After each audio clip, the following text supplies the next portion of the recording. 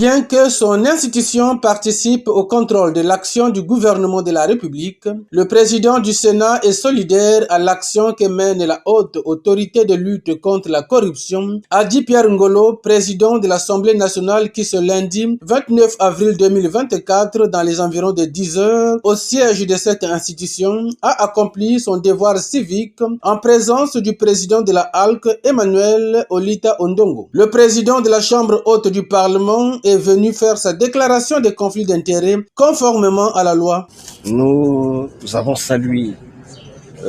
l'acte de ce matin parce que il participe du procès de promotion de la bonne gouvernance, de la transparence. Et il faut dire que pas à pas, le Congo marche vers la construction et la consolidation de la démocratie, en réunissant les conditions qui permettent à tous ceux qui sont à différents niveaux d'être véritablement au service de la République, en se conformant à la règle, en se conformant à la loi, en faisant que chaque fois que l'on doit décider,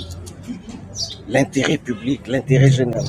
prime sur l'intérêt partisan, l'intérêt particulier. Après lui, s'en est suivi les membres du bureau du Sénat, les cadres des administrations publiques, ainsi qu'un membre du gouvernement de la République, à savoir le ministre de l'Enseignement technique et professionnel, Ghislain Thierry Manguessa Ebomé, qui estime que le peuple a besoin de l'éthique dans la gouvernance de la chose publique. Cette déclaration, nous l'avons faite conformément à la loi et au règlement en vigueur,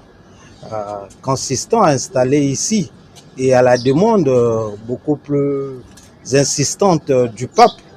qui a besoin de la transparence dans la gestion de la chose publique. Et vous constatez que les gouvernants passent ici depuis quelques jours pour que chacun déclare un certain nombre d'éléments qui ne nous mettent pas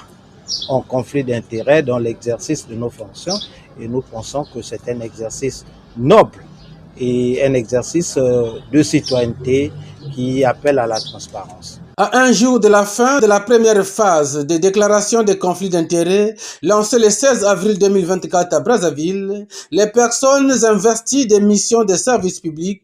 ne cessent de fréquenter les locaux de la ALC dans la volonté de se conformer aux dispositions du décret numéro 2022-467 du 3 août 2022 fixant les modalités de prévention et de gestion des conflits d'intérêts.